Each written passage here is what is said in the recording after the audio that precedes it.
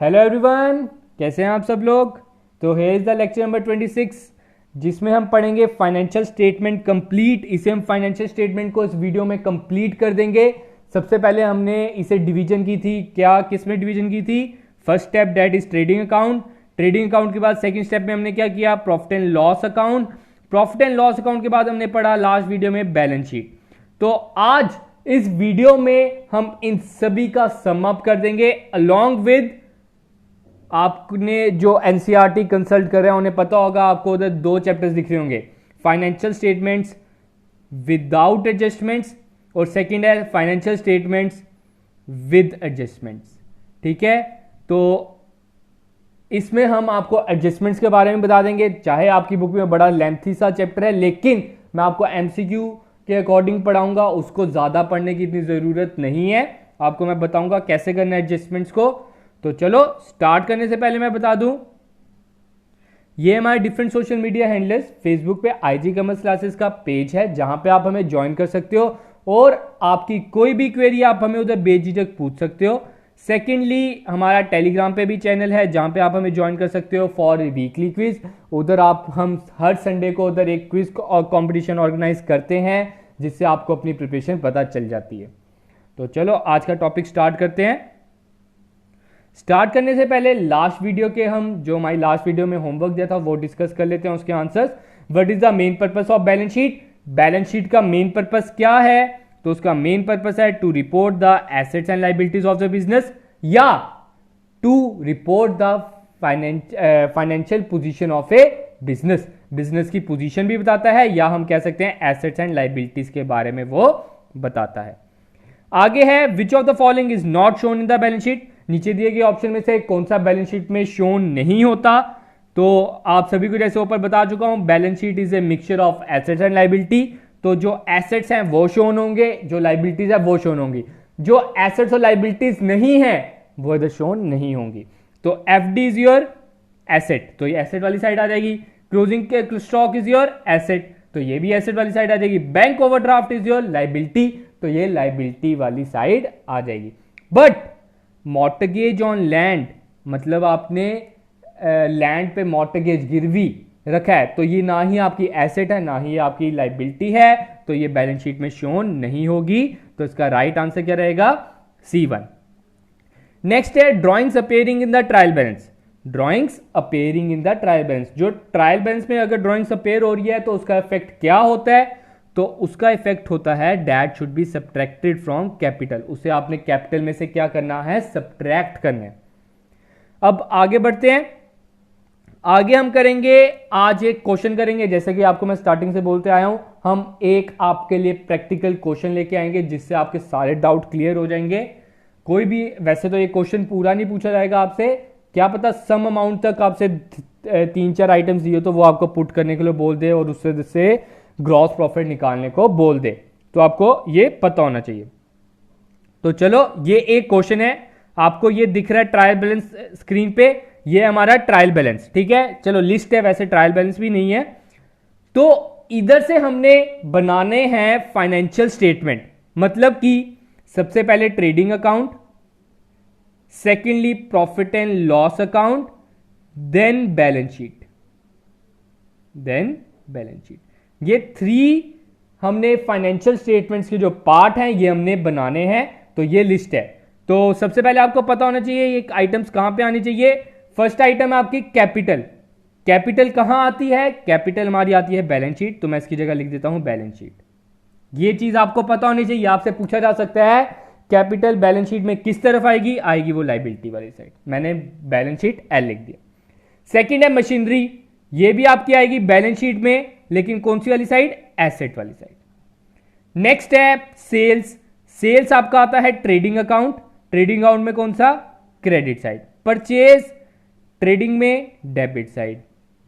Cell return हम इसे क्या करेंगे? सेल्स में से रिड्यूस करेंगे। स्टॉक ऑन 1 अप्रैल 2017, तो ये आपका हो गया ओपनिंग स्टॉक। ओपनिंग स्टॉक कहां आता है? ट्रेडिंग में। Drawing should be reduce from capital, capital में से हमने उसे माइनस करना है। Wages comes in trading account on debit side because it is a direct expense. Next, carriage inward, carriage inward is also trading account में आपका आएगा debit side, कौन सा, ये आपका क्या है, direct expense. Salary profit and loss account, general expenses profit and loss account, rent profit and loss account, purchase return purchase में से हम लेस कर देंगे, डेटर्स इज योर एसेट, तो that should be come in balance sheet. Cash is your asset आपका कहां पे आएगा, balance sheet. Carriage outward profit and loss account because it is your indirect expense. Advertising is your indirect expense, so it should be come in profit and loss account. Creditors should be in balance sheet on liability side. हमने सभी को classify कर दिया। अब last में लिखा है footnote में क्लोजिंग स्टॉक, तो क्लोजिंग स्टॉक कहां आता है, क्लोजिंग स्टॉक एक आएगा ट्रेडिंग अकाउंट में, कौन सी साइड, क्रेडिट साइड, और बैलेंस शीट में कहां पे, एसेट साइड। इसके दो इफेक्ट होंगे क्योंकि ये आपको फुटनोट में दिया है। तो चलो आगे मैंने बना के भी रखा है, आप देख सकते हो। ट्रेडिंग अकाउंट कुछ इस तरह का बनेगा, ओपनिंग स्टॉक की अमाउंट डाली, परचेज में से हमने परचेज रिटर्न माइनस किया तो आपका बन गया 3,95,000, फिर wages 1 lakh, carriage inward 5,000। Next था सेल्स 8,20,000, सेल रिटर्न 10,000, हमने माइनस किया 8,10,000 बन गया। नेक्स्ट आइटम क्लोजिंग स्टॉक, हमने 2 लाख इधर लिख दी। फिर हमने क्या करना है, डेबिट और क्रेडिट को प्लस करना है। क्रेडिट का टोटल आता है 10,10,000, तो दोनों साइड हमने ये लिख दिया। क्रेडिट में से हमने डेबिट माइनस किया, मतलब 10,10,000 में से 1 लाख, 3,95,000, 1 लाख और 5,000 हमने जब माइनस किया तो बच जाता है बैलेंस 4,10,000। तो ये आपका क्या कहलाएगा, ग्रॉस प्रॉफिट। ये आपका क्या कहलाएगा, ग्रॉस प्रॉफिट। जब आपका ग्रॉस प्रॉफिट निकल गया, ये ग्रॉस प्रॉफिट हमारा प्रॉफिट एंड लॉस अकाउंट में कहां पे आ जाएगा, क्रेडिट साइड। अभी हम दिखा देते हैं, ये आपका आ गया 4,10,000 क्रेडिट साइड पे प्रॉफिट एंड लॉस अकाउंट। अब ये सारे मैंने खर्चे डाल दिए जो हमने प्रॉफिट एंड लॉस अकाउंट में डाले थे। 4,10,000 में से 60,000 काटा, 20 काटा, 50 काटा, 20 काटा और 20 काटा तो बच जाता है 2,40,000। That is balancing figure, that is net profit. तो नेट प्रॉफिट आपका कितना हुआ, 2,40,000। नेट प्रॉफिट कितना हुआ आपका, 2,40,000। तो ये जो नेट प्रॉफिट है इसको हमने क्या करना है, कैपिटल में ऐड। कैपिटल में मैंने 2,40,000 ऐड कर दिया और ड्राइंग्स को क्या किया, 40,000 को लेस कर दिया, तो हमारा बैलेंस बच जाता है 5,60,000। देन करंट लाइबिलिटीज में आपका आता है क्रेडिटर 50,000, फिर फिक्स्ड एसेट्स ये सारे हमने लिख दिया एसेट्स में। तो दोनों साइड का टोटल मैंने देखा 6,10,000 एंड 6,10,000। इसका मतलब हमारी बैलेंस शीट ठीक बनी है। मैंने आपको कहा था कि एक क्वेश्चन कराऊंगा जिससे आपके सारे डाउट क्लियर हो जाएंगे। आपको पता होना चाहिए ये आइटम कहां पे आएगी। होप कि क्लियर हो गया होगा। अब आगे हम थोड़ा सा डिस्कस करते हैं फाइनेंशियल स्टेटमेंट विद एडजस्टमेंट्स। अभी तक हमने जो पढ़ा ये था विदाउट एडजस्टमेंट्स। अब एडजस्टमेंट्स में क्या होता है, आपने जैसे ऊपर देखा आपको ये क्वेश्चन दिया होता है इधर, तो ये क्लोजिंग स्टॉक जो है ना 2 लाख, ये आपकी एक तरह की एडजस्टमेंट बोल सकता हूं मैं, मतलब जो आपको फुटनोट में दिया होगा। अब आपने याद रखना है जो जो आपको फुटनोट में दिया होगा उसके 2 इफेक्ट होते हैं। उसके क्या होंगे, 2 इफेक्ट होते हैं। अब उसके 2 इफेक्ट क्या होते हैं ये आपको पता होना चाहिए। दैट इज उसका पहला इफेक्ट होता है या तो वो ट्रेडिंग में आएगा या तो वो प्रॉफिट एंड लॉस होगा। इन दोनों में से किसी एक में क्या होगा, या तो वो ट्रेडिंग में आएगा या तो वो प्रॉफिट एंड लॉस अकाउंट में आएगा। सेकेंडली आपका जो सेकेंड इफेक्ट है वो बैलेंस शीट में आना है, या तो वो एसेट साइड या तो वो लायबिलिटी साइड। ठीक है, होप कि क्लियर होगा। आगे अभी हम पढ़ते हैं। थोड़ा सा आपने बस अपना दिमाग लगाना है, ज्यादा सोचने की जरूरत नहीं है। ये लेमैन पर्सन भी इसके बारे में सोच सकता है, नॉन कॉमर्स स्टूडेंट भी इस चीज को जानता है। बस और बस आपने अपना ब्रेन यूज करना है, मैं यही कहूंगा। आगे आपका मैंने ये ना थोड़ी सी एडजस्टमेंट्स ली हैं बस। ठीक है, हमने देखना है इसके 2 इफेक्ट क्या हो सकते हैं। पहला क्या दिया है, डेप्रिसिएशन ऑन कार ₹100। कार पे डेप्रिसिएशन लग रही है 100 रुपीज की। तो इसके 2 इफेक्ट क्या होंगे, मैंने आपको बोला आपका पहला इफेक्ट या तो ट्रेडिंग अकाउंट में या तो प्रॉफिट एंड लॉस अकाउंट में। तो डेप्रिसिएशन कहां पे आता है? डेप्रिसिएशन आता है आपका प्रॉफिट एंड लॉस अकाउंट में। तो पहला इफेक्ट कहां पे आएगा? प्रॉफिट एंड लॉस अकाउंट में। सेकंड इफेक्ट बैलेंस शीट में होना है। तो बैलेंस शीट में हम क्या करेंगे? खुद ही सोचो, डेप्रिसिएशन हम गाड़ी पे लगा रहे हैं। डेप्रिसिएशन होता क्या है? It is reduction in price, reduction in value of car, value of asset. तो इसको हम क्या करेंगे? आप देखो, ये जो कार है इसे आप कहां पे लिखोगे? इसे हम लिखेंगे एसेट साइड। एसेट साइड मैंने लिखा कार 1 लाख की है गाड़ी मेरी, उसमें से मैं डेप्रिसिएशन लेस कर दूंगा 100 की, तो मेरी कितने की बच गई? ये गाड़ी 9,99,900 की। कितनी गाड़ी बच गई? सॉरी 9 लाख नहीं, 99,900 की। ठीक है, तो दूसरा इफेक्ट क्या हुआ? कार दैट इज एसेट में से हमने इसका इफेक्ट माइनस कर देना है, जिस एसेट पे आप डेप्रिसिएशन लगाओगे। सेकंड है क्लोजिंग स्टॉक।